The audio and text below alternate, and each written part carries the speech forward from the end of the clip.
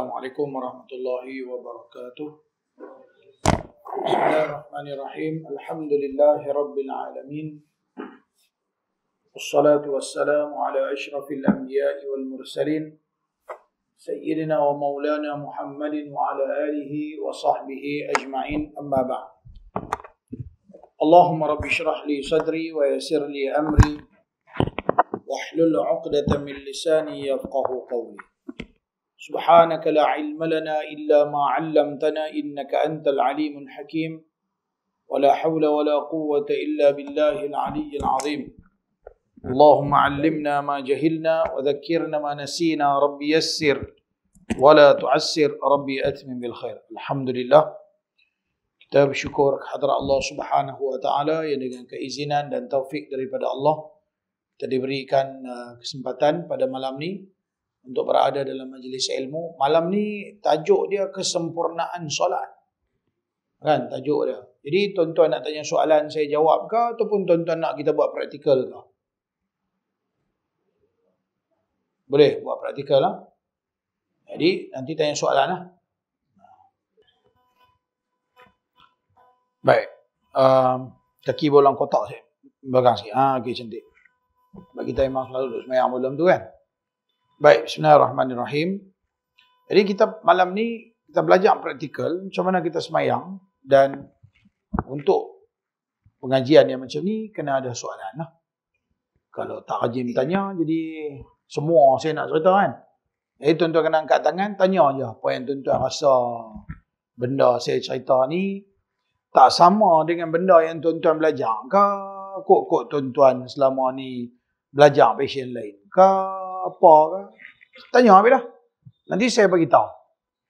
Nanti saya bagi tahu apa kena mengena, apa pasal, apa benda, apa yang mana saya tahu dia punya jawapan tu saya jawab.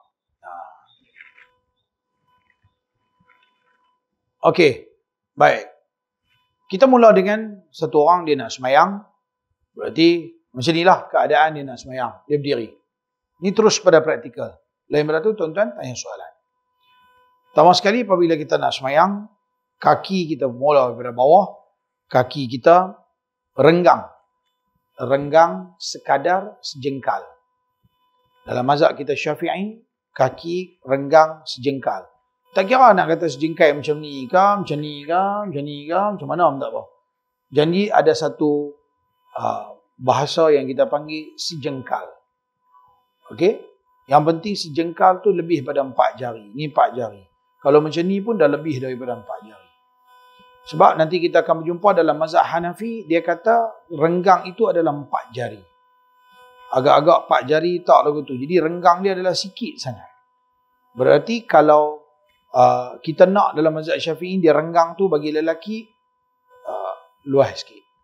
Dan bagi orang perempuan serapat yang mungkin. Agak-agak tak terbalik lah.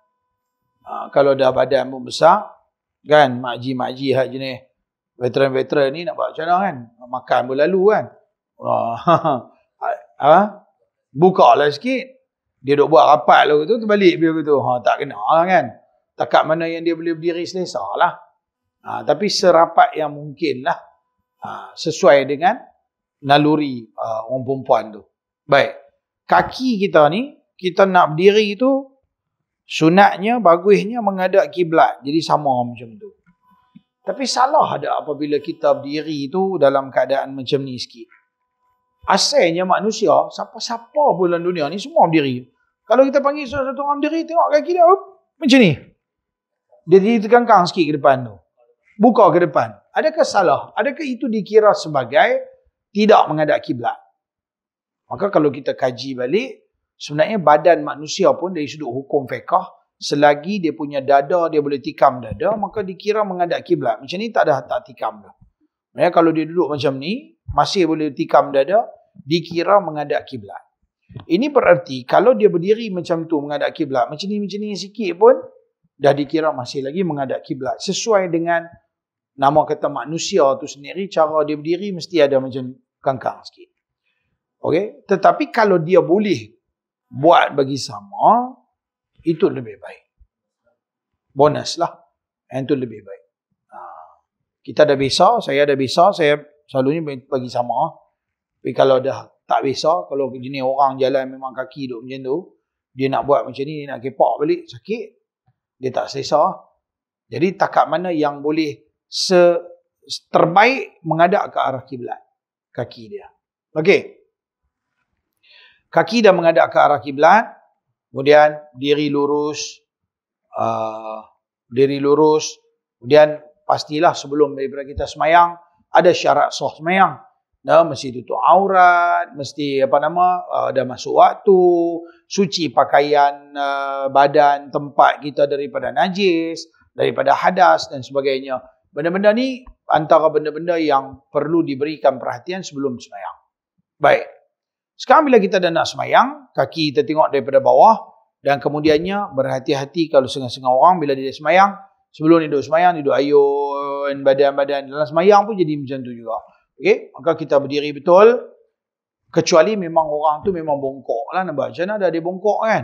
Bagi orang yang tak bongkok, belajar untuk berdiri lurus. Kemudian tangan dia menghadap ke arah kiblat. Jari-jari dia semua lurus. Jari biasa je lah. Duduk macam tu, bukan rapat. Dia kaedah nanti kalau kita dalam semayang dah mula takbir, masa berdiri dengan masa rokok, jari-jari semua adalah renggang macam tu. Okey, masa kita takbir pun semua jari macam ni, biasa ya. Bukan buat macam tu. Buat macam ni biasa macam ni ya. Tetapi ini berrokok. Rokok pun sekali lagi masa kita letak tangan dekat lutut pun macam tu ya. Dia tak payah rapat. Tetapi apabila dia dah sujud dan duduk tahiyat ataupun duduk antara dua sujud, duduk dengan sujud, maka jari semua rapat. Itu kaedah. Senang, tak payah tanya soalan. Untuk jari, nak rapat ke nak renggang. Sekarang kita berdiri, maka kaedah dia jari renggang, biasa. Biasa je. Menghadap ke arah kiblat macam tu. Tak payah buat macam ni. Sebab yang ni untuk orang nak kawat. Kalau orang yang berdiri kawat, tangan kena duduk macam tu. Okay? Berdiri nak semayang, tangan duduk macam ni. Sesuai dengan kita nak angkat dia, menghadap ke arah kiblat. Nanti masa kita angkat, straight je tangan kita, terus tapak tangan ke menghadap ke arah kiblat. Yang ni tak payah renggang, tak payah buka sangat macam ni. Macam ni ya, biasa. Rapat, renggang macam ni biasa. Tak payah macam dia main kat sini beludu, tak payah. Biasa. Okey, nanti. Sekarang kita dah habis soalan sampai dekat ni, ada tu yang kat tangan dia. Asal nak tanya apa-apa. Baik, habis sampai dekat ni, mata kita tengok di tempat sujud. Sepanjang masa dalam semayang, mata tengok di tempat sujud. Nabi kata dalam hadis yang sahih dikeluarkan oleh Imam Al-Bukhari, mata orang yang memandang ke sana kemari dalam solat, matanya akan disambar oleh Allah. Dia kata dalam tu statement dia disambar. Tak abang disambar petir ke, disambar apa ke, tapi bahasanya mata ni akan disambar oleh Allah. Sebagai satu peringatan bahawa Allah Ta'ala tak suka apabila kita semayang, mata duk perhati atas-atas. Mata kita hanya fokus ke tempat sujud. Daripada mula takbir sampai bagi salam, mata di tempat sujud, masa rokok, masa apa, kecuali masa tasyahud, illallah. Jari kita angkat, maka mata tengok di jari. Lain pada tu, semua mata kita tengok di tempat sujud. Boleh? Baik. Yang mana saya cakap nampak macam okey ya, kita duk belajar buat betul itu, kira cantik. Okey, silakan. Belum sampai lagi. Takat ni dulu. Depa advance lah, depa tak sabar. Dia nak pergi lebih. Okey. Sekarang sampai takat ni dulu, apa ada soalan? Tak ada soalan Baik, kita nak mula takbir. Sekarang takbir, angkat tangan. Angkat. Dia macam ni. Takbir dia 2-3 cara. Sama ada tangan kita ada sebelah macam ni. Okay. Daripada tangan sebelah di sebelah di samping ni. Allahu Akbar. Satu. Ataupun tangan dua ada di telinga macam ni. Allahu Akbar. Oh, soalan. Kak kita punya soalan. Nak buat di sini ke nak buat di sini?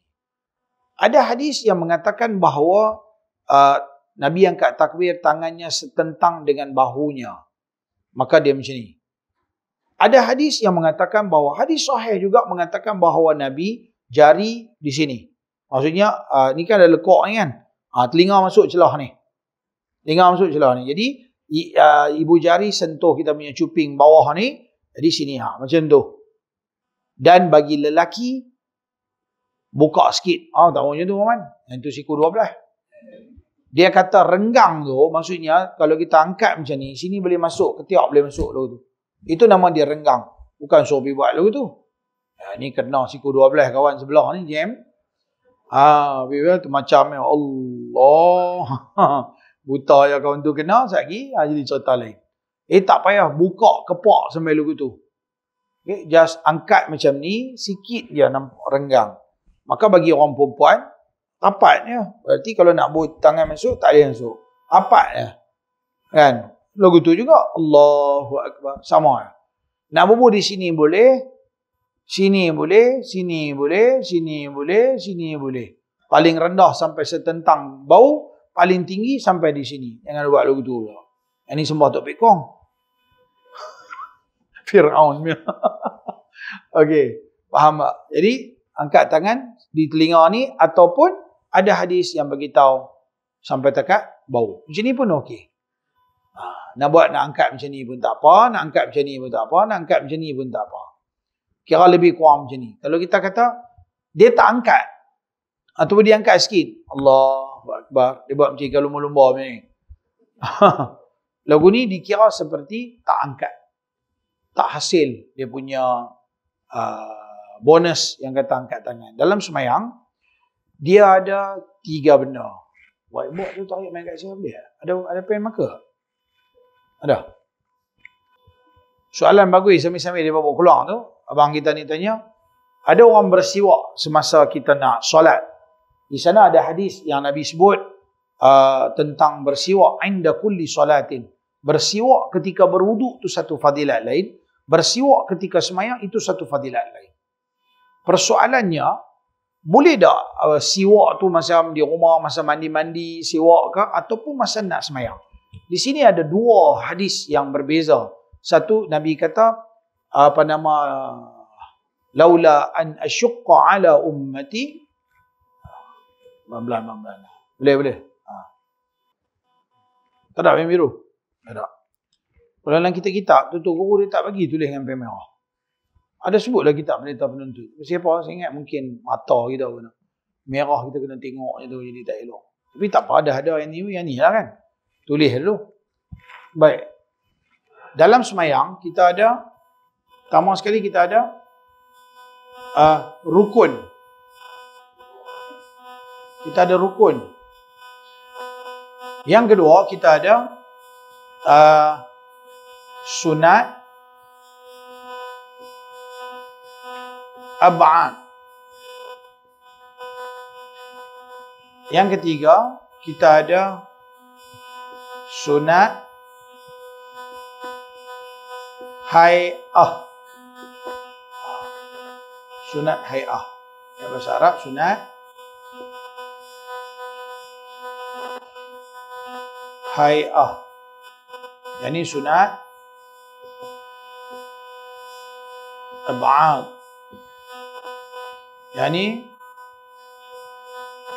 rukun. Okey. Rukun 13 ataupun 17. Sunat ab'ad ada 8. Sunat hay'ah ada 40. Maka dalam semayang kena tahu beza antara yang ni dengan yang ni dengan yang ni. Kena tahu. Kalau kita tak tahu benda ni, dia akan jadi masalah. Sebab kita tak tahu beza dalam semayang ni apa benda ni. Wajib ke tak wajib. Ulama kata kalau siapa tak tahu, kalau dia ingat semua benda ni adalah rukun dan dia buat semua, okey. Ataupun dia tahu beza, okey. Yang tak maunya benda tu sunat hay'ah, benda tu rukun, dia pergi kata yang tu sunat. Yang tu akan menyebabkan jadi rosak semayang dia. Dan dia tak buat. Ataupun dia buat tapi dia kata itu adalah sunat. Tak boleh. Kecuali kalau dia buat dan dia kata itu adalah rukun semua yang sunat.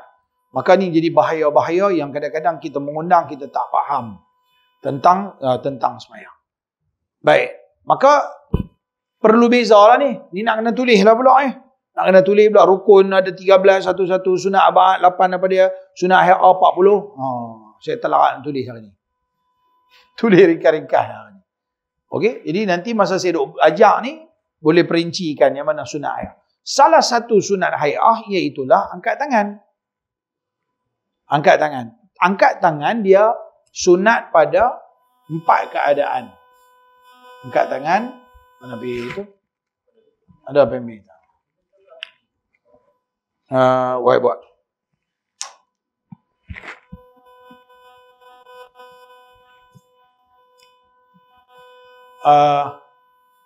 Yang ni clear? Fine. Padam. Padam semua.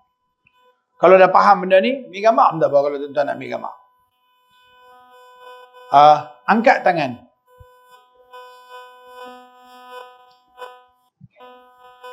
Untuk angkat tangan, 4 keadaan. 1, 2, 3, 4. Pertama, ketika takbiratul ihram. Mula takbiratul ihram, nak angkat semayang, sunat angkat tangan. Kalau tak angkat tangan, dia takbir sah. Dia janji, dia takbir.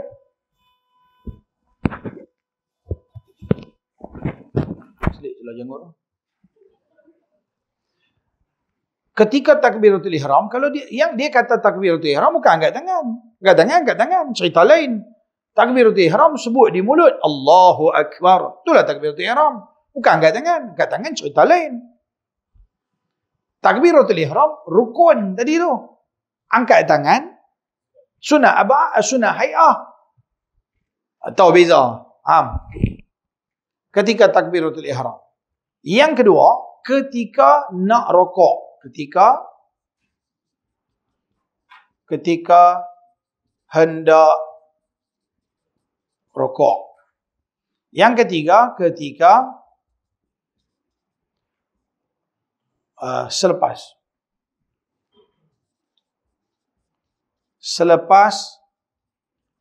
bangun dari rokok. Yang kelima, yang keempat, selepas bangun dari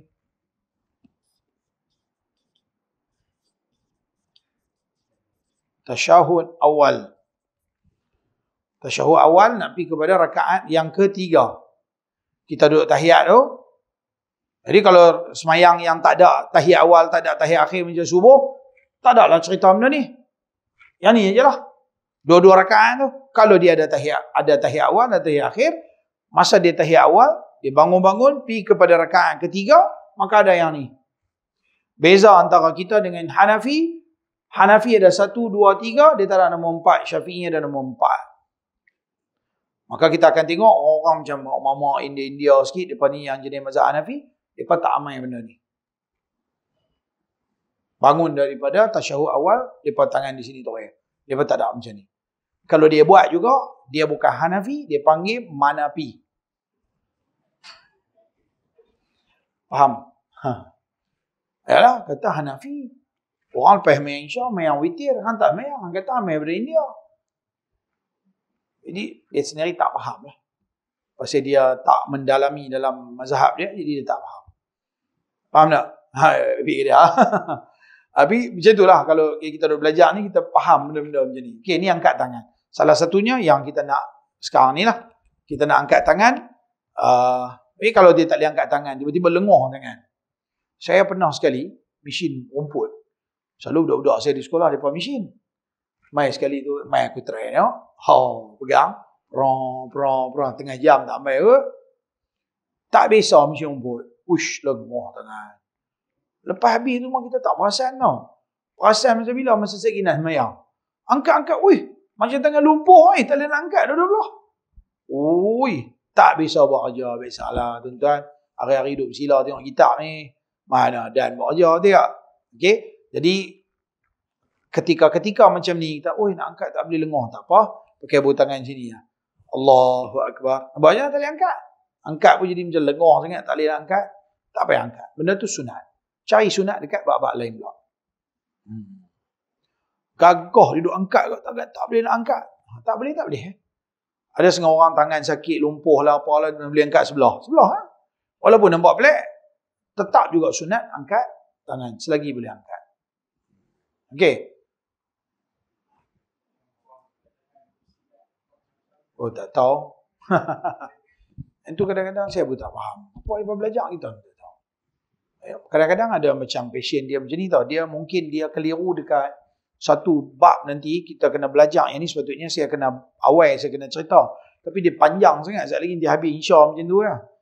Tajuk dia sebelum takbiratul ihram. Tajuk dia adalah niat rukun sembahyang pertama. Takbiratul ihram rukun nombor 2. Niat. Dekat niat tu nak kena cerita qasad, ta'arud, ta'yin. Kan? Ada ta'yin nafsu. Ada nama kata niat. Dia ada 4. Dia ada qasad. Dia ada ta'arud. Dia ada ta'yin. Dia ada ta'yin. Ta'yin nafsu. Dia ada muqaranah urfiyah. Dia ada muqaranah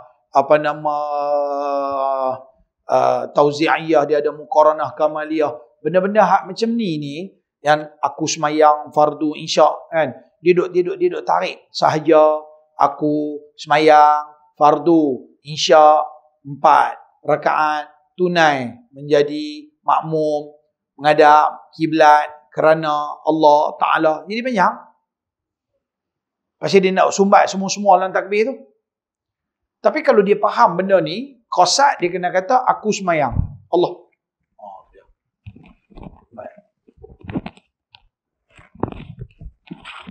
Qasad dia kena kata sahaja aku semayang ataupun aku semayang ataupun aku solat sembahyang. Ta'arud dia kena sebut fardu. Semayang sunat dia tak sebut sunat pun tak apa. Ta'yin dia kena sebut nama fardu tu. Contoh subuh, zuhur, asar, maghrib, isya, Jumaat dia kena sebut. Kalau ta'yin nafsu ni dia kena sebut sama ada dia menjadi dia ada 2 benda. Sama ada dia kena ingat dia jadi imam untuk sembahyang Jumaat ataupun dia kena niat makmum pada sembahyang semua lain-lain pada tu. Makmum ataupun dia kena niat qasar bagi orang yang sembahyang musafir. Orang yang sembahyang musafir, niat jamak hukum dia sunat, niat qasar hukum dia wajib. Maka benda-benda ni kalau kita clear, takkan jadi was-was lah kalau sembahyang. Dia tak ada duk Allah. Dia yang ni duk layan, lama-lama jadi bi'at lah. Dia duk main salli. Tu dia main Allah. Dia. Ini ni pasien ni. Dia nak tangkap pun, dia start buat lagu tu. Lepas payah cerita macam-macam Ultraman tak Ultraman. Saya jumpa berlambak. Pasien macam ni. Ni yang dia jadi macam ni. Kami duduk di pondok belah-belah tahun. Main ngaji ni macam-macam pasien. Yang was-was tu ada satu Pak Long ni. Dia boleh, dia takbir ni. Daripada mula, dia main awal ni. Dia main awal sebelum orang azan ni dia duduk ada. Dia tahu kata dia was-was. Dia siap awal. Dia akan duduk. Orang panggil dia Pak Long was-was. Pak Long was-was. Sampai tu imam tasyahud akhir duk angkat tangan tu dia nampak ya. Dia akan duduk saf yang pertama. Selalu dia duduk paling ujung sekali. Dia akan tengok. Dia boleh semayang, dia boleh usyar lagu tu kan. Kita boleh tengok lah kalau kita main lambat apa. Kita nampak kepala duk herak duk tengok. Dia duk tengok. Dia boleh nampak tasyahud akhir tu imam tu. Masa tu baru dia boleh masuk dalam semayang. Tu dia layan Nabi. Dia tak ada layan benda-benda lagu tu. Dia duk main bisikan dalam hati. Duk teringat benda-benda lagu tu. Tak ada. Ni semayang ni aku tak ada. Dia sampai kadang-kadang tukang suara macam-macam dia. Allah.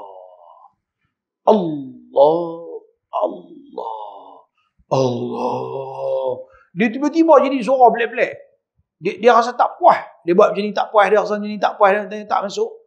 Tu mula tangan bila tu. Kalau dia belajar bab ni, dia clear bab ni, dia tak timbul dah soal tangan lah, soal apa lah, soal nak senang lah. Masa takbir, aku semayang fardu isya. Ni nak tambah satu lagi, makmum. Habis. Aku semayang, fardu isya, makmum. Pendek ya. Allahu Akbar. Nak panjang sangat pun tak panjang-panjang sangat. Faham tak? Okey, ni satu bab. Berkenaan dengan niat. Lepas pada niat, angkat tangan. Okey, sekali lagi angkat tangan. Ada soalan dekat ni? Kau ada soalan? Siapa ada soalan?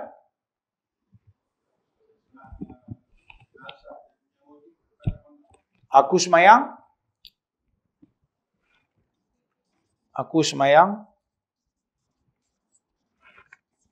Boleh.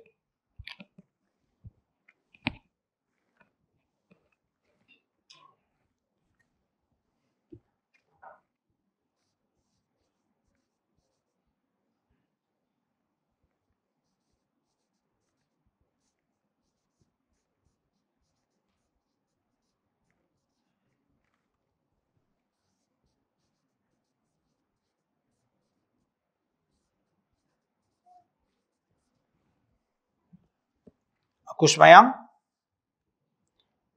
Jenazah yang hadir ini fardu kifayah. Ini nama dia qasad. Fardu kifayah ni ta'arud, ta'yin jenazah yang hadir ini. Ada jenazah yang hadir, ada jenazah yang gaib itu. Jenazah yang hadir ini ada jenazah yang gaib itu. Yang tak ada lah. Boleh?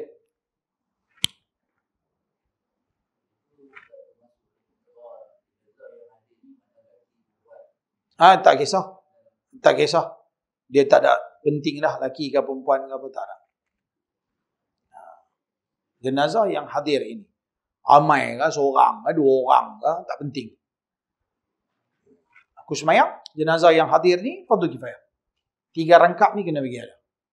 Ini kita potong dah, last price discount. Okay? Kalau semayang biasa-biasa, 5 waktu, aku semayang fardu subuh. Habis. Okay? Aku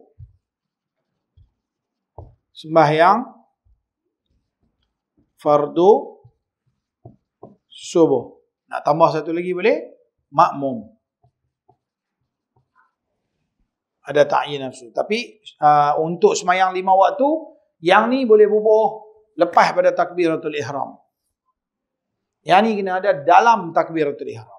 Yang ni lepas takbiratul ihram pun tak apa. Nak bubuh dalam takbiratul ihram boleh, nak bubuh lepas. Lepas pada ini, nak ambil pendek, aku semayang fardu subuh. Allahu Akbar. Okay, benar? Makmum. Ingatlah. Yang ni wajib niat, tapi tak wajib dalam takbiratul ihram. Ni wajib 3 benda ni kena ada dalam takbiratul ihram. Yang ni tak payah dalam takbiratul ihram, lepas tu pun boleh. Yang ni dalam semayang sebelum rukun-rukun yang berikutnya. Masa duduk diri tu dah boleh niat dah. Itu sunat. Kalau nak sebut lepas pada takbiratul ihram, berapa rakaat, tunai, menghadap kiblat, kerana Allah Ta'ala. Itu semua sunat sebut belakang. Tak sebut pun tak apa. Oh, panjang pula. Oh, apa minat bab ni ya? Sunat apa-apa pun. Sunat apa-apa tak payah sebut nama sunat. Tak lah.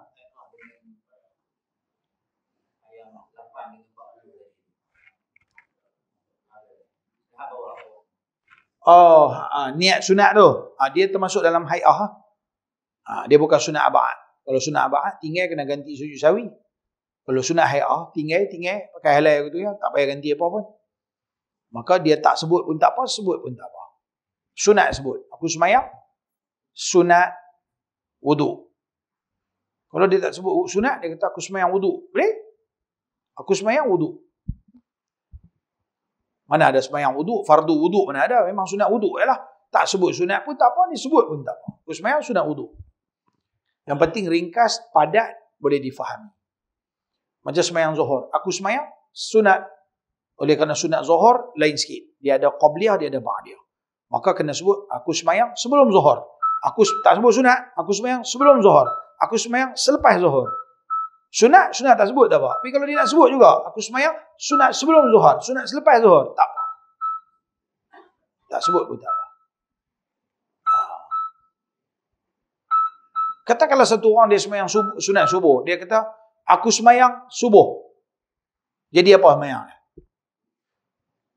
Aku semayang subuh. Apa maksud dia? Tak. Dia tak sebut fardu, tak jadi fardu. Dia kena semayang. Aku semayang fardu subuh. Baru dia jadi fardu. Kalau dia kata, aku semayang subuh. Jadi semayang sunat sebelum subuh.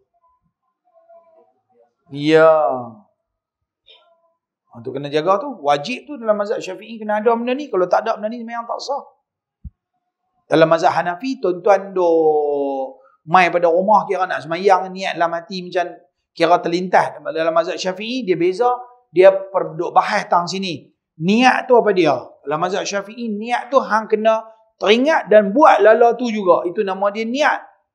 Tapi kalau hang baru duk mai pada rumah, baru nak mandi, nak pergi semayang, itu dia panggil azam. Dia tidak panggil niat. Tetapi dalam mazhab Hanafi, yang azam tu dia kata niat pun tak apa. Ini hang duduk di rumah mandi-mandi, nak pergi maghrib masjid lah. Teringat nak pergi mandi, teringat lagu tu ya. Mai masjid, takbir, Allahu Akbar. Apa hang tak ingat? Ataupun dia kata Allah Maha Besar dalam hati dia. Ataupun dia tak ingat apa pun tak apa. Mazhab Syafi'i tak boleh. Kena ada benda ni. Kalau tak ada benda ni, tak sah semayang. Ada soalan? Tadi kita tanya pasal niat apa tadi? Qasar. Qasar jamaah tu. Aku semayang, kita ambil fardu zuhur lah. Aku semayang fardu zuhur qasar. Jadi aku semayang qasar ta'arud, ta'yin, ni ta'yin nafsu. Qasar. Jamak hukum dia sunat. Dalam sepanjang semayang dia tu, dia ingat, okey, aku nak ambil asar bubuh dalam waktu zuhur. Maka jadilah semayang tu jadi jamak takrib. Tak payah sebut lah. Ni yang paling pendek. Tak ada pendek dah daripada ni. Dengan pandai-pandai pergi potong lah ni. Rosak tu. Last price discount. Tak boleh discount dah. Habis dah. Ni discount lagi, makan modal.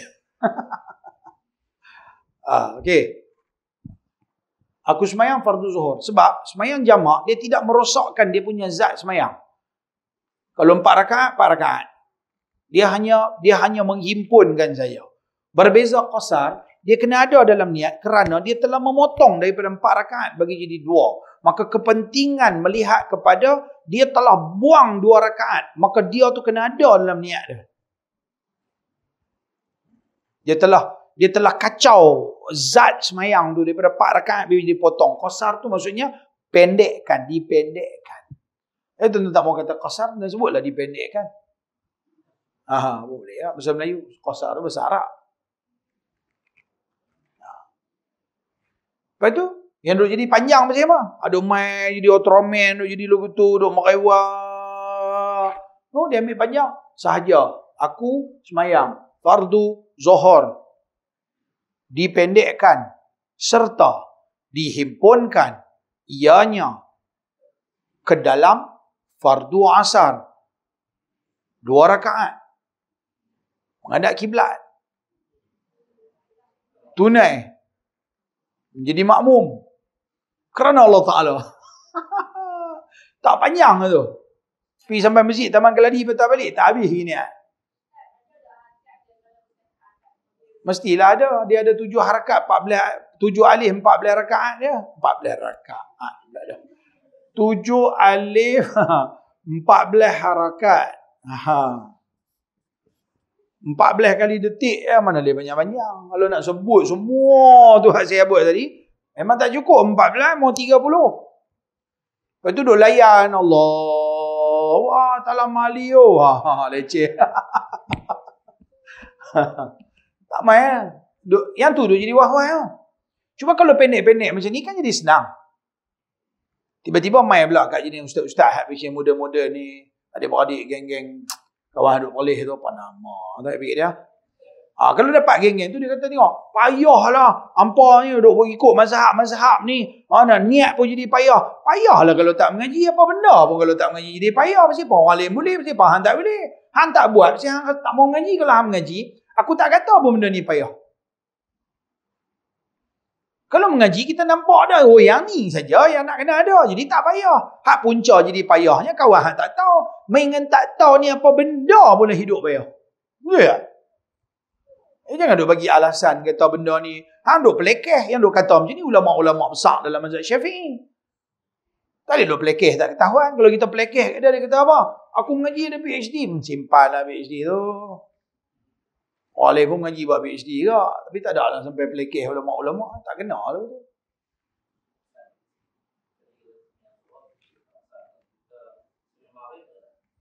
Dia tak ada qasar, kita tak ada lah qasar.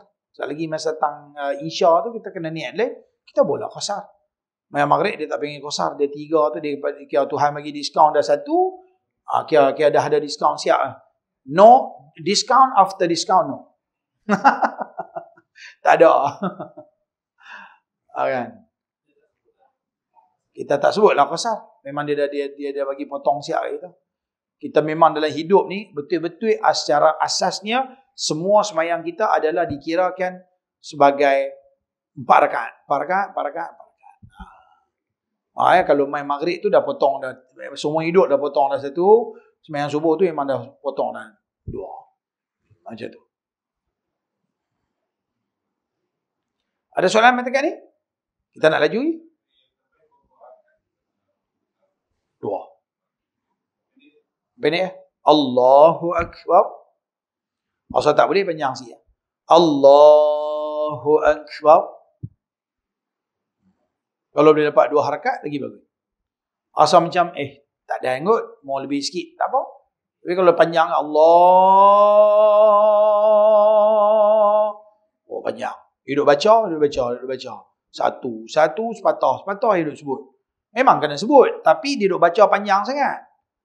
Tang tulah main nak kacau. Tiba-tiba jadi was-was dalam situ. Boleh? Pak Haji, okey, ada soalan?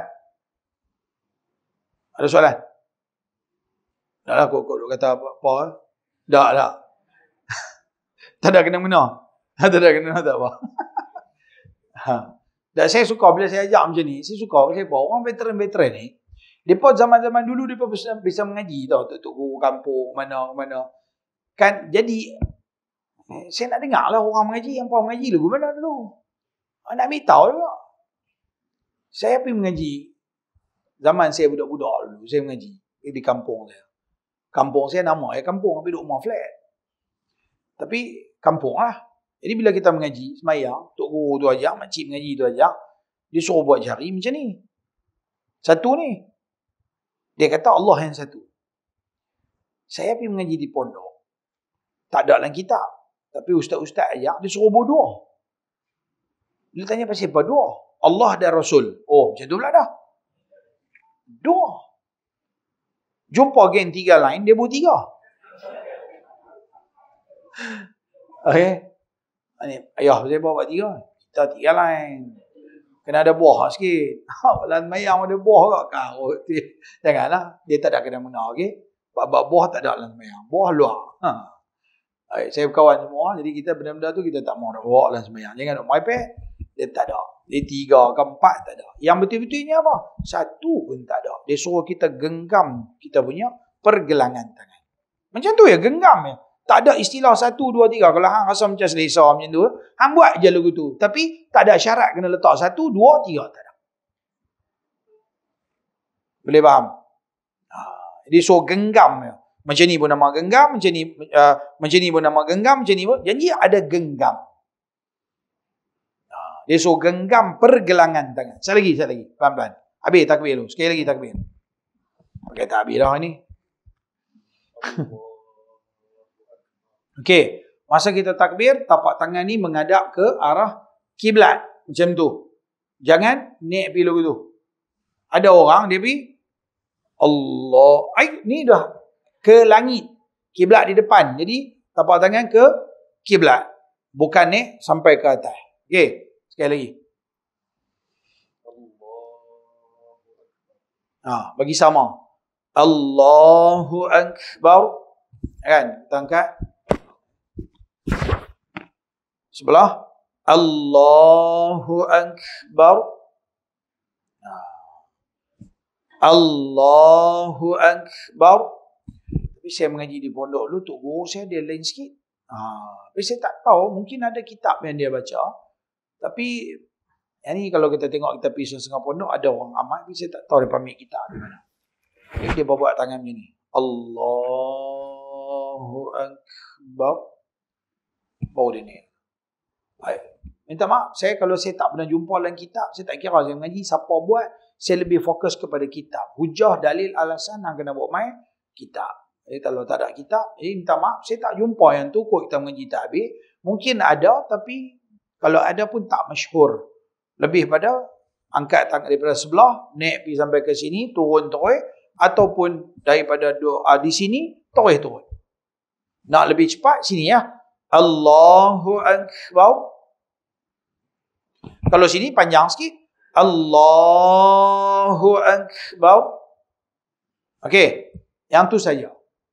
Baik. Sekarang dah takbir. Selesai dah. Tak mana nak letak tangan ni? Dalam mazhab Syafi'i, dia suruh letak atas perut. Atas perut. Macam mana cara tempat nak letak atas perut ni? Daripada pusat. Ni perut kita.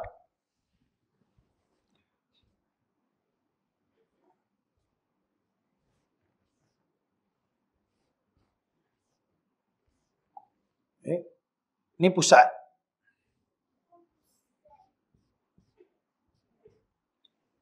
Pusat, sini ada satu lubang. Orang panggil ulu hati. Sini. Ulu hati. Sini ada satu lubang. Dekat kerengkong. Tekan je ni, ada lubang. Saya mengaji anatomi, jadi saya tahu benda-benda macam ni. Saya seronok cerita. Sini ada satu lubang. Lubang kerengkong kat sini. Okey?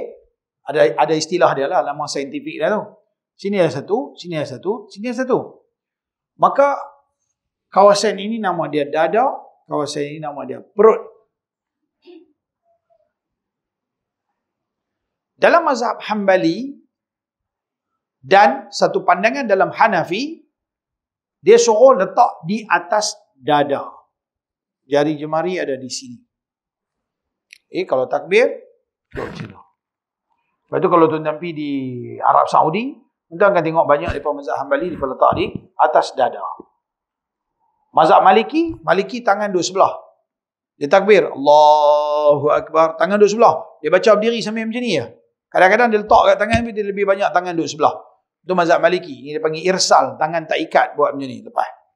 Okey, mazhab satu pandangan dalam mazhab Hanafi, satu bagi perempuan dia suruh buah atas dada, bagi lelaki dia suruh buah bawah pusat.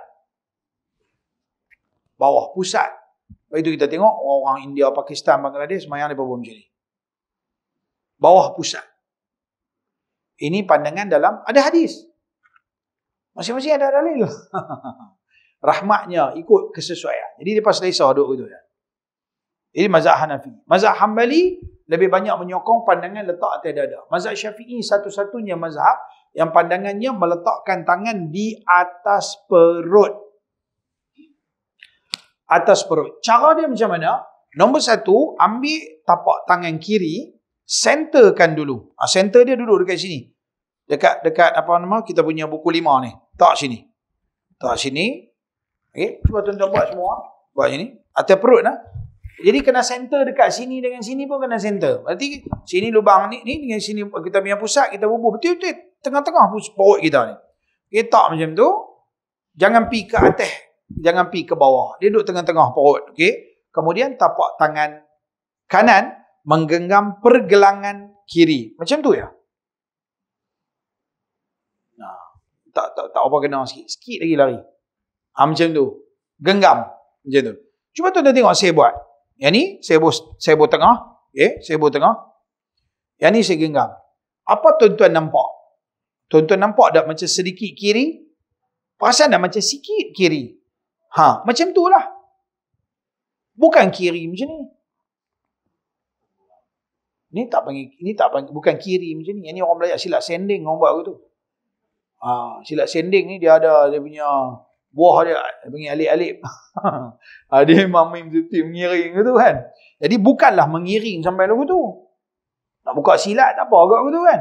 Nampak kadang sampai letih tu. Allah. Memang gitu. Allah.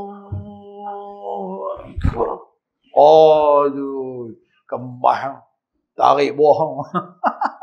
Tak macam tu. Okay, dia relax. Allahu Akbar. Macam tu ya. Kita buat tenang-tenang. Allahu Akbar. Tak payah susah-susah. Sedikit kiri. Kenapa sedikit kiri? Yalah, isyarat kepada jantung manusia dia agak sedikit kiri. Dia di tengah jantung manusia tapi sedikit kiri. Jantung bukan betul-betul tengah sini. Dia ada sini sikit. Kalau tuan-tuan belajar. Ada seorang budak saya di sekolah. Dia main-main dia kata, Ustaz, sakit jantung Ustaz. Dia duduk pegang belah. Perut dah lah bawah. Lepas tu belah kanan. Tu bukan sakit jantung. Okey, kalau sakit belah kanan, bawah mungkin sakit apa? Appendix. Appendix, sebab appendix ada di sini. Appendix dia ada di antara pusat dengan kita punya tulang selangka yang terakhir ni turun sini bahagi 3. 1, 2, 3. Ni dekat nombor 2 ni appendix dia. Kalau orang belajar anatomi lah, tak maaf lah kalau ada doktor di sini. Dapat tahu lah tu. Kan? Ini sebab kita mengaji anatomi, fisiologi, patologi, belajar ambil tahu. Kan? Saya ada kelas saya buat untuk siapa-siapa nak belajar Akademi Perubatan Al-Filfilani. Kita belajar setahun. Tempoh pembelajaran dia, belajar tentang anatomi, fisiologi, patologi, farmakologi, belajar tentang bab-bab jin, ruqyah apa semua, sihir, santau lah apa-apa semua. Belajar apa lagi? Belajar tentang acupuncture, belajar tentang bekam, belajar tentang urut. Belajar semua dalam dunia perubatan alternatif. Tempoh pembelajaran dia setahun. Belajar melalui online saja, setahun 2 kali buat praktikal. Jadi kena tahu benda-benda macam ni semua. Okay, sebab tu kita boleh faham benda-benda macam ni. Okey, boleh faham tak ini? Boleh ya? Takat ni faham lah? Ini sebentar lalu ya, iklan. Baik, sekarang kita dah tengok sini. Okey, cantik. Dah genggam. Sampai dekat sini. Sampai dekat sini ada apa soalan nak tanya? Mana dia? Ni. Sampai dekat sini, habis dah. Baik. Abang kita ni pun dia baca Al-Fatihah, Bismillah, Fatihah, apa ni surah apa semua. Sekarang dia nak rokok. Okey, angkat tangan dan kemudian rokok. Okey, sekali lagi. Sekali lagi, angkat tangan. Sama start angkat tangan tu sampai rokok, sampai berhenti tu, panjang tu dia punya takbir dia. Tangan baru di perut dulu. Okey. Tapi kena jaga satu benda. Masa kita takbir macam ni, kadang-kadang dia suka main angguk-angguk. Duduk macam ni kan. Allahu Akbar. Kita tak mau macam ni. Duduk angkat-angkat, angguk pergi tak ketahuan.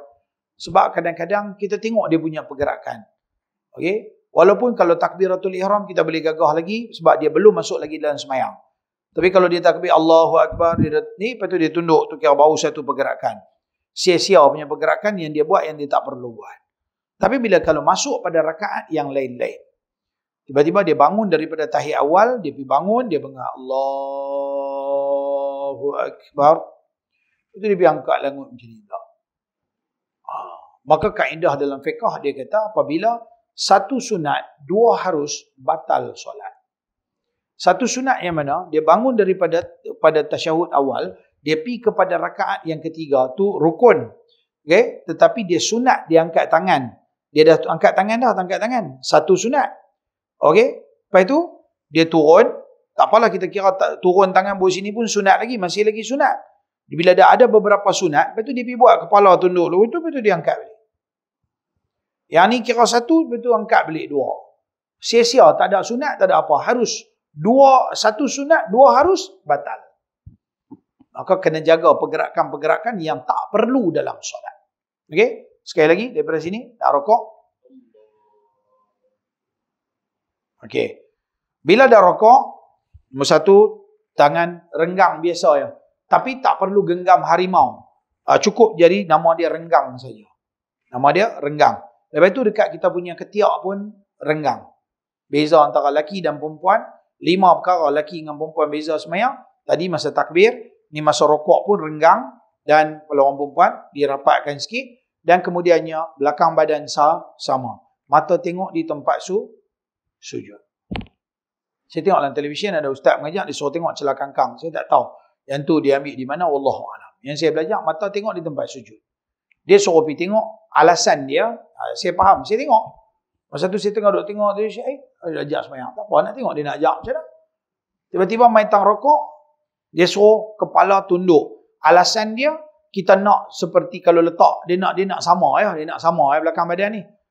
Ya memang sama. Belakang badan bagi sama. Dia tak ada kena mengenal dengan kepala. Dia nak supaya, minta maaf, pegang kepala sikit. Dia nak supaya kepala tunduk sikit lagi. Dia mau macam tu, bagi sama. Itu dia punya alasan. Betul-betul dalam kitab dia kata, belakang badan saja sama. Bukanlah sampai ke kepala. Kepala, mata tengok di tempat sujud. Tak terlalu angkat, sampai terus tengok depan tu. Dan tak ada lah sampai, turun sampai tengok celah kangkang.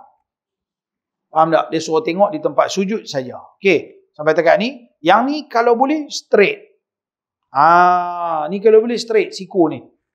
Jangan letak atas lutut. Jangan letak dekat betih.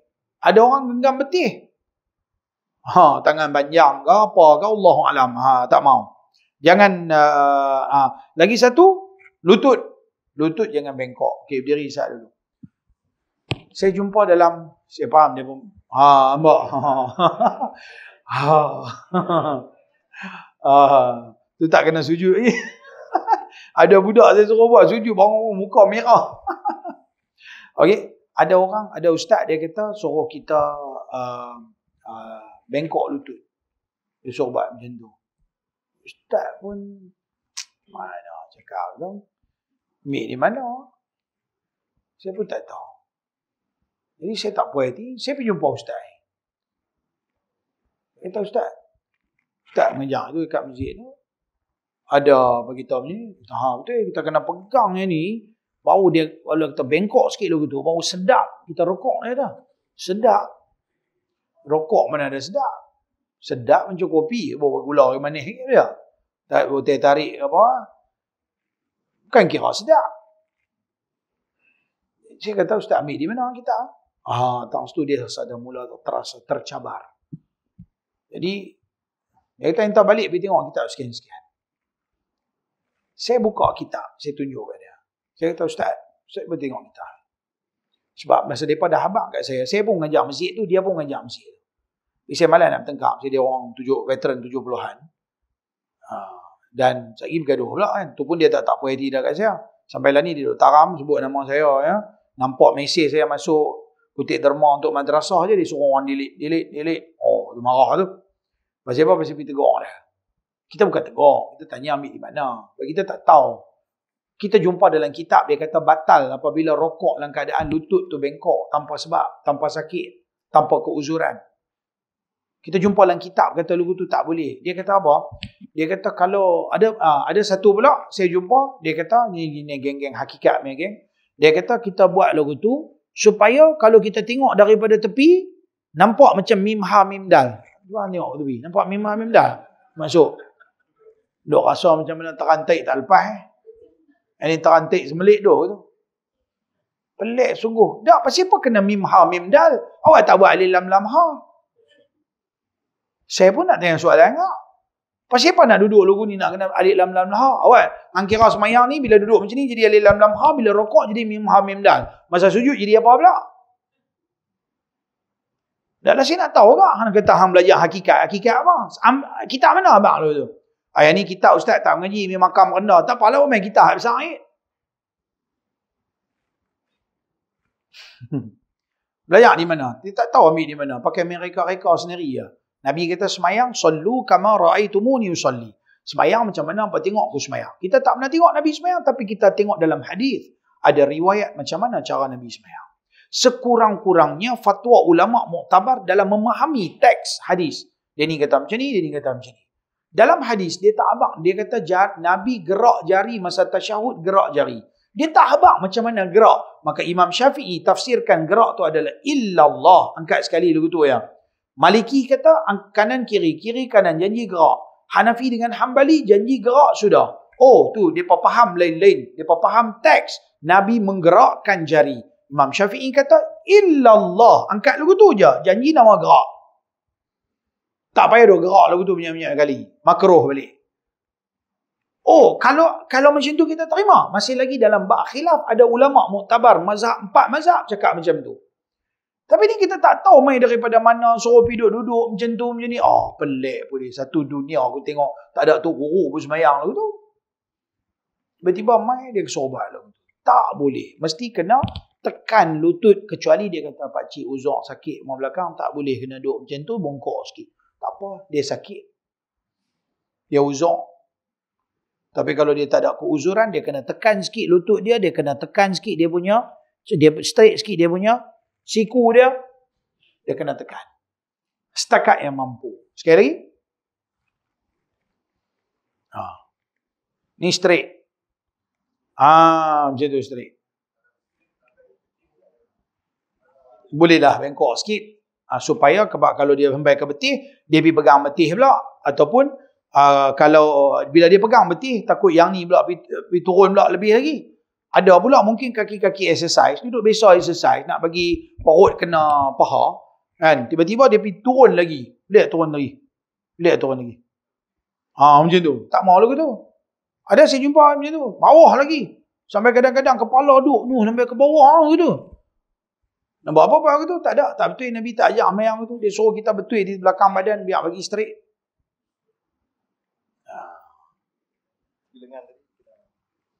Kalau terbaiknya siku sama. Sama. Kira tak ada lah nampak bengkok main lagu tu terkeluar. Tak ada lah. Biasa je. Straight je.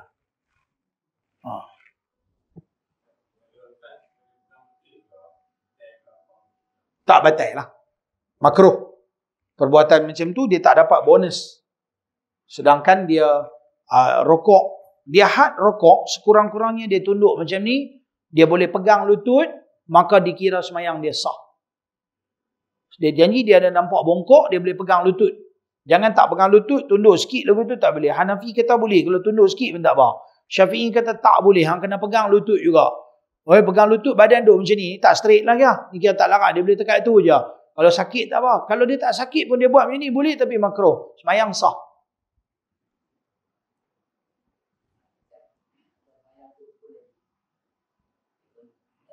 Dia bam-bam tu. Spring. Jadi spring ni kena jaga-jaga. Kalau dah banyak-banyak kali, lebih pada 3 kali, 3 tu dah kira batal. Dia pergi bam.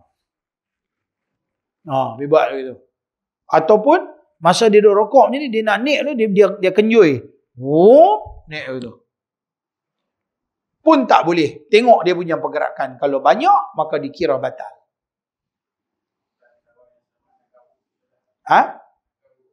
Nak garu. Gatal tengok-tengok tak tahan kan. Garu, letak satu tempat, garu lagu tu. Jari. Lagu tu pun tak apa. 5 jari. Gatal kan. Nak tampak tu. Kan? 5 jari, tak apa. Makruh. Macam ni pun makruh, macam ni pun makruh, macam ni pun makruh. Jangan macam tu. Ini dikira satu tangan, dah kira 3 kali. 1, 2, 3, dah kira batal. Ada soalan? Habis? Baik, rokok.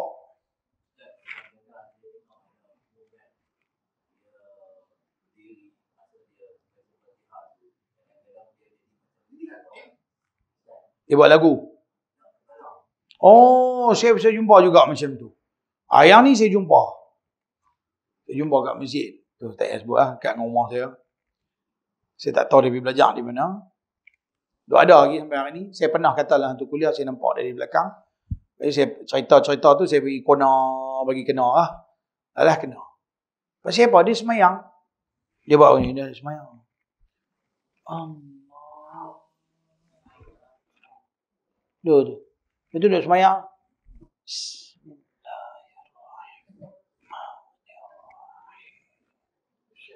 Oh, khusyuk.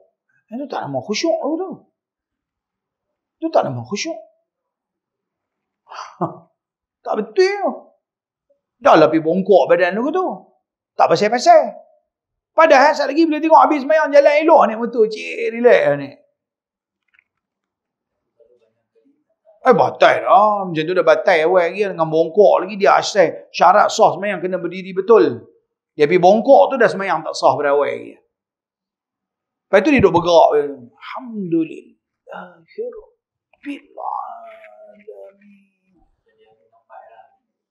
Tak boleh buat tu. Pergerakan yang tak sepatutnya. Tak tahulah. Yang ni pun nak kena tipu dengan syaitan. Mungkin dia rasa macam tu dia lebih menjiwai. Tetapi tak perlu sampai lagu tu. Tak perlu sampai lagu tu. Okey.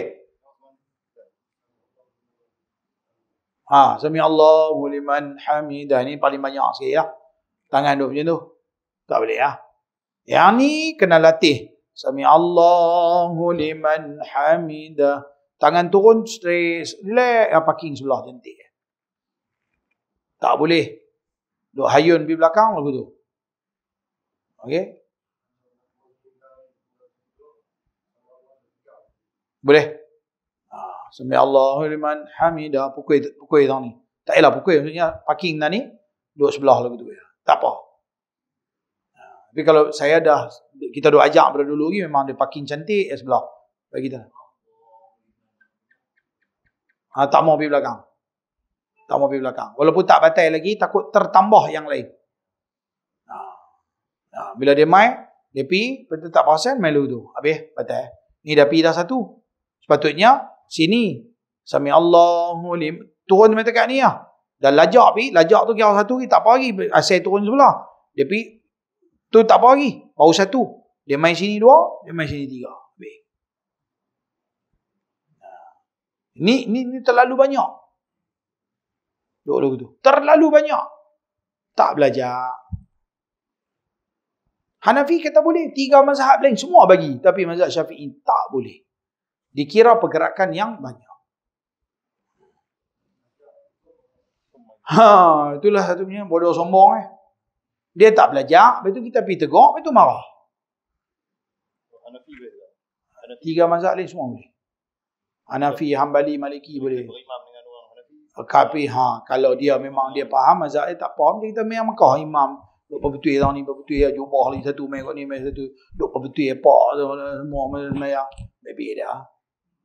Dan mazhab dia kata sah tak apa. Kita jangan buat macam tu. Kita kalau pakai macam ni pun kita kena jagalah, jangan duk tarik ni tarik. Duk berbetul buat macam Imam Mekah.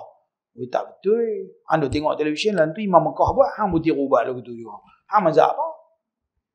Imam Mekah tu mazhab apa? Mazhab apa? Oh, kena faham. Okey, sekarang dah daripada rokok sikit lagi nak bangun. Okey, Sami Allah. Jaga kepala tadi tu. Sami Allahu liman hamid. Tu. Yang tu juga. Kepala straight ya. Sami Allahu liman hamidah. Dah ya sini tangan duduk sebelah. Habis. Habis dekat tu. Sekali lagi. Suara tak dengar.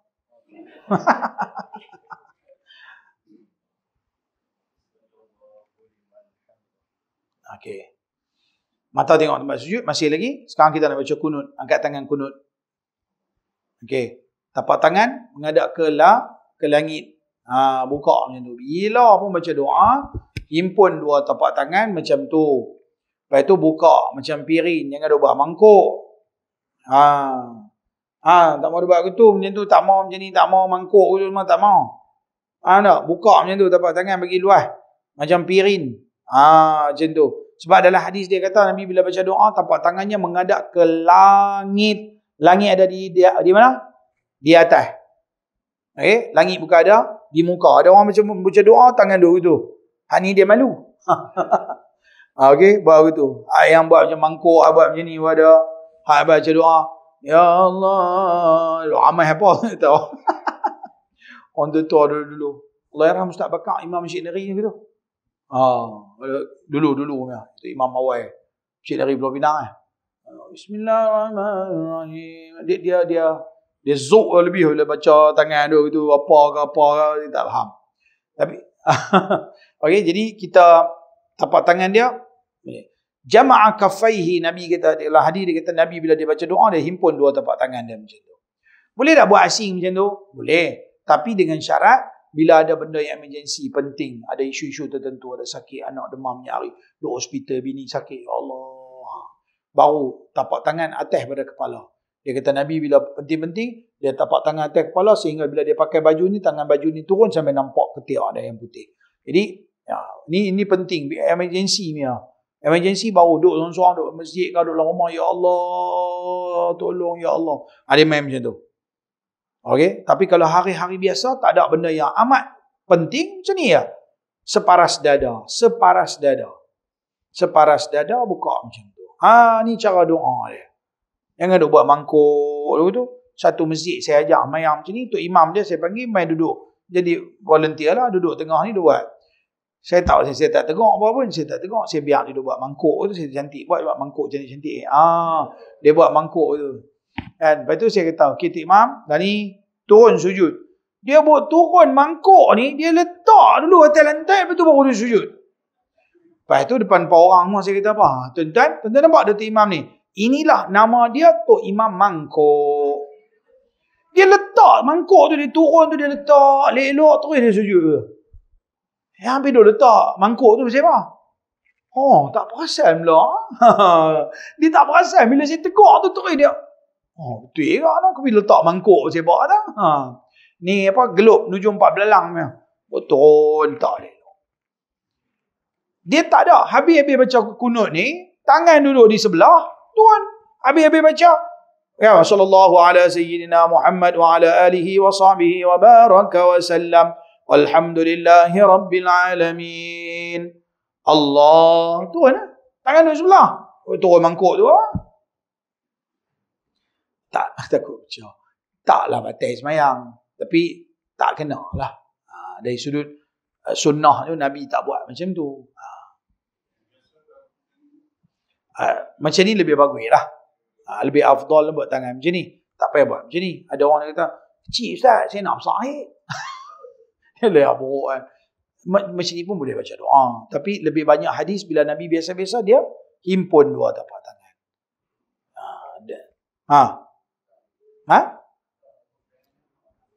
Mata dah kita tengok tangan. Tengok tangan. Tengok kat mana? Tak apa. Fokus lah. Kalau hang tengok rata-rata baca doa dia tu tak fokus kan. Tapi kalau hang tengok langit hang lebih fokus tu pula. Tapi kalau dalam semayang kita sunat tengok tempat sujud. Maka bila dah kita bawa tangan macam tu, tangan kita dah menghalang kita daripada tengok tempat sujud. Tengok ke arah tempat tangan tu ya. Takkan nak kena buat lagu tu. Taklah. Dia agak paras-paras macam ni masih lagi fokus mata dekat situ juga. Separas dada. Sama dengan dada. Nanti bila baca doa tolak bala, terlangkuk. Allahumma dfa'anna al-bala wal waba. Tu terlangkuk. Bukan macam tu. Yang ni pun tolak. Tapi ini tolak kereta rosak. Dalam hadis Sahih Muslim, dia kata Nabi bila baca doa tolak bala, terlangkuk.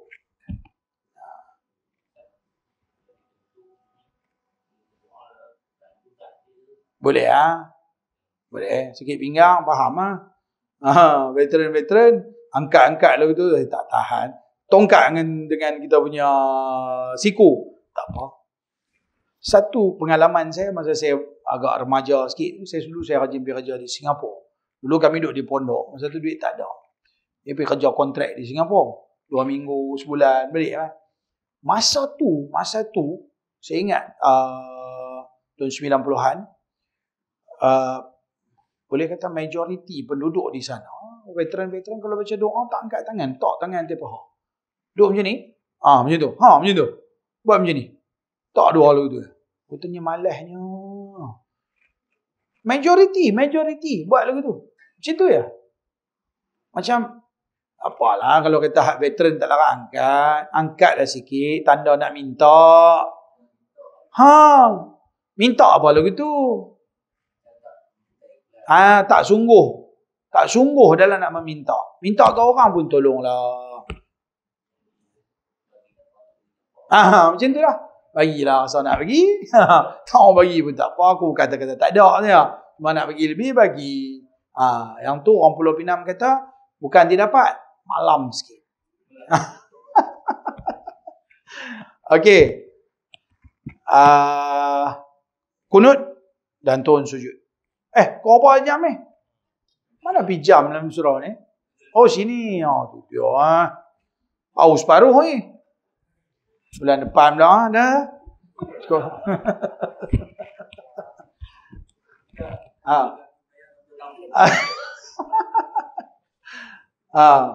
Bulan depan kita turun sujud pula. Lengah kaki berdiri. Kan? Soalan. Okey.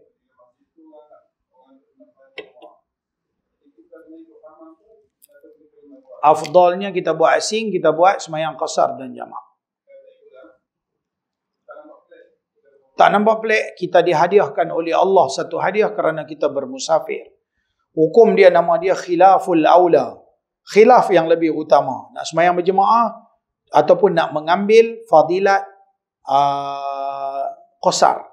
Kalau kita sembahyang qasar, kita telah mengambil hadiah daripada Allah. Kalau kita semayang berjemaah, dapat fadilat yang kata 27 darjat, tapi tak dapat hadiah daripada Allah. Ulama kata mengambil hadiah daripada Allah itu lebih afdal. Jadi kalau ada semayang jemaah, ada orang buat qasar, kita jangan marah. Dia musafir. Dia diberikan keringanan oleh Allah untuk semayang 2 rakaat. Biar pergi kat dia. Biar dia menikmati dia punya hadiah daripada Allah.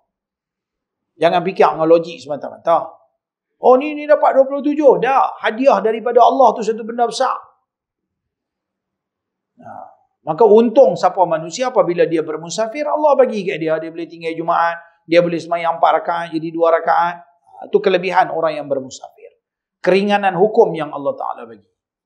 Tapi kalau dia rasa macam, ya, semayang asing-asing ni, orang duk syar aku itu macam, pergi semayang dengan orang ramai. Sudah, tutup buk habis. Saya tak kata wajib kena ambil hadiah pada Tuhan. Nak rasa, kalau di negara Arab, jangan kalau kita buat pelik-pelik, dia marah. Kami pernah jemaah, mai orang semayang, kami buat jemaah asing. Allah bertengkak pula lah dengan Pak Arab tu. Dia bukan Arab, dia ni Pakistan ke mana tu lah. Dia duk kerja dekat kawasan tu. Dia mai. Dia nak mai ajak kita pula. Kita panggil mai. Ni macam ni mazhab ni. Kali macam ni tak boleh ikut. Kami orang musafir tak payah tak ikut pada orang tamam. Kami buat qasar dan jamak. Dia tengah-tengah. Sengak bila tu dia belah. Dia pun jadi macam blur-blur. Oh, dia duk ingat macam kita tak tahu kan. Bila kita dah bagi tahu huraian tu baru dia faham.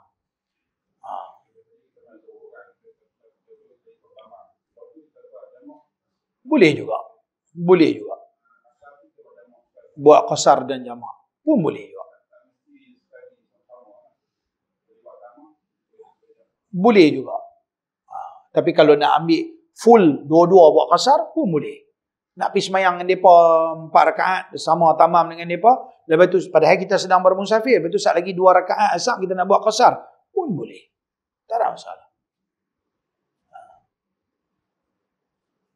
Ada soalan?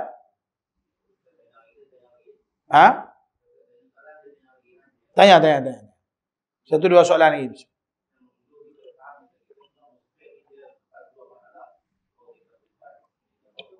Tak. Janji keluar pada Karyah. Karyah Taman Keladi ni tak mana. Kena tahu traffic light dia tak mana, sungai dia tak mana, kalau ada parit dia tak mana, kan? Tak mana simpang yang menjadi border kepada kawasan Taman Keladi. Jadi kalau kita dah masuk kepada Karyah, bukan taman, okey, tapi Karyah Taman Keladi. Jadi tentu ada dia punya border. Orang yang duduk di sini dia kena tahu mana border dia. Persempadanan.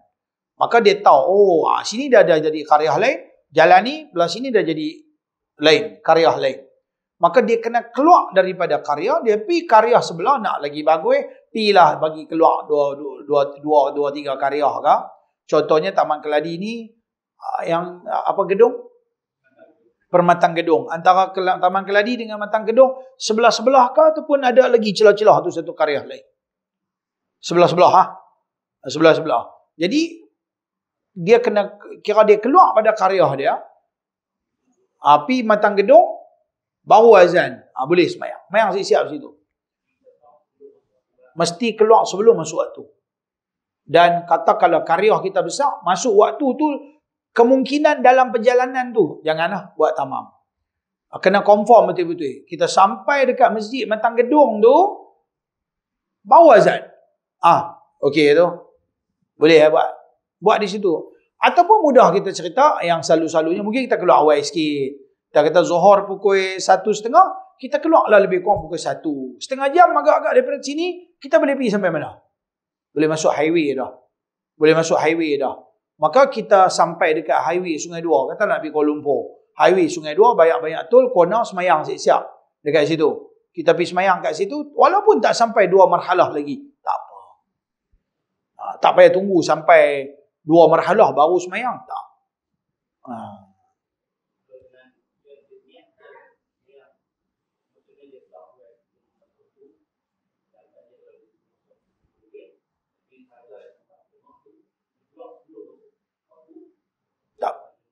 Tak apa? Boleh? Tak apa. Janji dia nak pergi tu, perjalanan dia adalah harus. Bukan dia nak pergi merompak ke buat benda-benda yang tak baik. Dia pergi, jadi dia kata keluar awal sikit lah, boleh buat qasar dan jamaah. Ambil hadiah untuk orang musafir. Niat musafir kena niat. Kita duk ingat lah nanti aku nak musafir. Tak payahlah kata sahaja aku musafir kerana Allah Ta'ala, tak payah. Ingat kata aku nak musafir ke Kuala Lumpur. Jadi, nak pergi ke satu tempat. Kena ada destinasi. Syarat nak buat musafir mesti tahu destinasi. Nak pergi ke mana? Nak pergi Ipoh dulu. Nak duduk Ipoh 1-2 malam. Lepas tu nak pergi Kuala Lumpur 1-2 malam. Nak pergi panggil makan kenduri. Kena tahu destinasi. Kalau tak tahu destinasi, saja bawa diri ukok-ukok balik. Taman Keladi. Bubuh tengok. Wis, Taman Keladi dengan Taiping. Ni dah cukup ni. Boleh semayang. Tak boleh. Pasal hang tak kira pada awal lagi. Hang tak tahu nak pergi mana. Tak ada tujuan. Dia kena tahu destinasi. Tujuan dia nak pergi ke mana. Dan dah tahu dah tempat dia nak pergi tu cukup 2 marhalah. Taklah dia keluar, dia niat nak jamaah. Dia tak boleh. Dia tak ada tujuan ni, dia tak boleh qasar, tak boleh jamaah, tak boleh. Sebab dia dikira bukan musafir. Orang yang tak tahu arah tujuan saja jalan, tak tahu.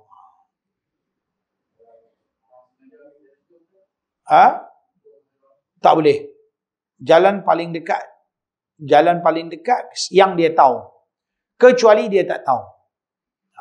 Tapi zaman lah ni susah lah, kita dah ada Waze lah. Waze boleh set apa? Highway paling dekat, kampung boleh set. Jadi kalau kita dah set yang highway, paling dekat lah highway pun.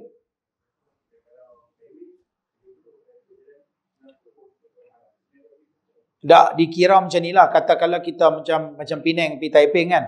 Kalau dia pergi jalan lama mungkin cukup. Tapi kalau dia pergi dengan Penang pergi Taiping cukup. Kalau Penang pergi ke Munting ada border-border baru. Kalau Penang pergi, kalau takat ke Munting saja tak cukup. Dia kena lajak sikit pergi sampai Pekan Taiping pun boleh. Jadi kalau dia pergi ikut highway tak cukup. Atau dia pergi ikut jalan lama cukup. Maka tak boleh. Dan dia pun pergi ikut jalan lama. Tanpa sebab. Tapi kalau ada sebab, tak boleh. Nak pergi jalan highway, memang jam gila-gila dan tak boleh jalan, ataupun memang ada orang duk buat jalan, ataupun jalan ditutup, jalan apa, inilah jalan yang boleh kita jalan. Maka tak apa. Tetapi dalam kes macam ni, lebih ihtiyat, carilah tempat yang agaknya lebih jauh lagi. Sebab masih lagi ada jalan untuk pergi.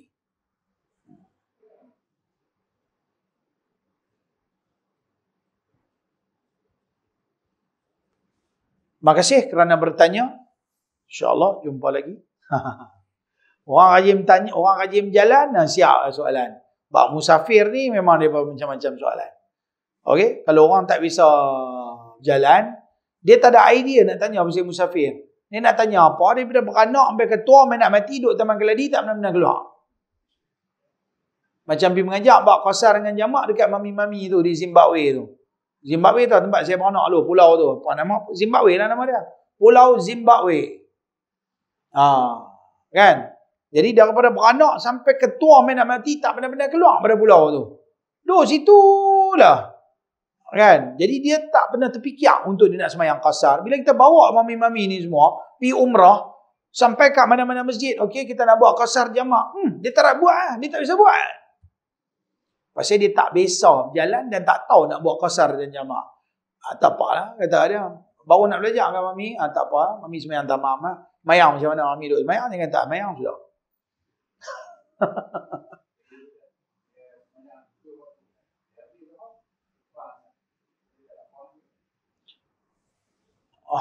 Bukan tak ada apa. Berdosa tu. Dia dah habis zuhur, dia nak buat jamak takdim, tiba-tiba masuk asar. Maka dia dikira kena qada. Qada. Dia kena niat, dia kena sembahyang asar, dia kena niat qasar dan dia kena sebut qada. Sebab dah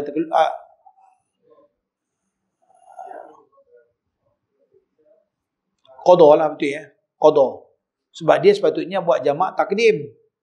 Ambil asar pun dalam waktu zuhur. Tapi dah keluar dah kira asar bagi dia adalah waktu zuhur. Bila dia dah sampai keluar daripada waktu, dia dikira berdosa. Dia dikira berdosa. Sebab tu kalau dia main dalam kes-kes macam ni, bila dia rasa macam dia tak sempat, tinggal lagi 10 minit, dia nak habis zuhur ni, sekali semayang-mayang terkeluar waktu. Terus niat, aku nak semayang buat jamak takhir. Syarat nak buat jamak takhir sebelum habis waktu pertama. Maka kena niat aku nak buat jamak takhir.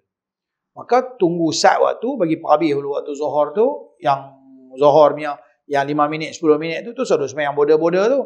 Niat terus takhir, terus ambil zuhur dan asar, buat dalam waktu asar. Maka dia tidak dikira sebagai orang yang bersalah. Faham tak? Jaga-jaga. Walaupun dalam musafir boleh tinggal semayang kat tu. Pasal dia syarat, nak buat takdim, ada syarat takdim. Nak buat takhir, ada syarat takhir. Faham tak? Tiba-tiba takhir pun tak sempat juga. Sekali lepas semayang maghrib, ambil balik zuhur dengan asar, hang duk musafir lagi kan? Boleh semayang qasar dan jamak pada waktu maghrib. Okey, niat qada. Katakanlah maghrib tu sampai dah kat rumah. Sat lagi dalam pukul 12 malam, musafir balik lagi sekali. Maka boleh qada balik yang kita tinggal dalam masa musafir. Syarat dia kena buat masih lagi. Buat dalam musafir. Sembahyang yang ditinggalkan masa musafir, maka boleh di qada serta qasar dan jamak pada ketika musafir. Walaupun musafir yang berikutnya.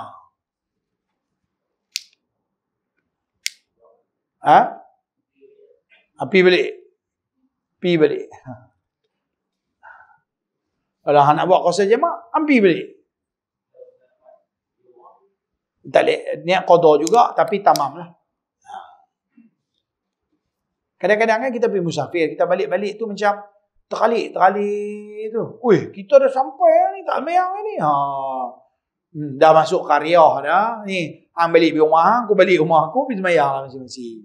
Ataupun singgah kat mana-mana masjid qaryah kita, semayang. Tapi niat dia qada. Pasal dah sampai dah masuk kita punya qaryah. Qada semayang yang belum, yang terlepas punya. Yang dalam waktu tu tak payah qada.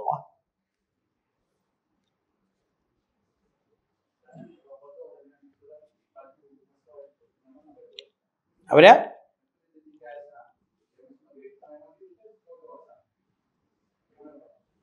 Benda ni ada sebut dalam kitab. Qada, dia kata dalam i'anah ada sebut. Dia kata kalau semayang tu tinggal dengan sengaja, maka qada tak syarat kena buat cepat-cepat. Kalau tinggal tak sengaja, maka qada dia suruh buat cepat sikit. Paling cepat lah. Lepas-lepas habis-habis semayang fardu, terus semayang qada. Utamakan semayang fardu dulu, baru qada. Ada soalan? Habis akut. Simpan bulan depan pula. Tanya semua, nanti habis semua. Bulan depan tak boleh nak jawab. Bulan depan kita sambung balik yang sampai habis. Okey? Wallahualam. Kalau ada sebarang kemusykilan, tak apa, kita bincang. Tiba-tiba tuan-tuan mengaji tu, guru lain tu. Tak apa, saya suka kadang-kadang tuan-tuan kalau ada kemusykilan, tuan-tuan tanya. Kadang-kadang mungkin ada tersilap, nanti saya balik, saya rujuk balik. Kadang-kadang saya pun terlupa kan. Tapi yang mana setakat ni yang bagi tahu tu, mudah-mudahan tak ada silap lah. Wallahualam. Bismillahirrahmanirrahim. Alhamdulillahi Rabbil Alamin. Wassalatu wassalamu ala ashrafil mursalin. Wa ala alihi wa sahbihi ajma'in. Allahumma zidna ilman nafi'a. Wa rizqan halalan wasi'an mubarakan fihi wa amalan mutaqabbala. Allahumma allimna ma yanfa'una. Wanfa'na bima 'allamtana wa zidna ilma. Allahumma rabbana atina fid dunya hasanah. Wa fil akhirati hasanah wa qina adhaban nar. Sallallahu alaihi wasallam alaihi walhamdulillahi rabbil alamin. Assalamualaikum warahmatullahi wabarakatuh.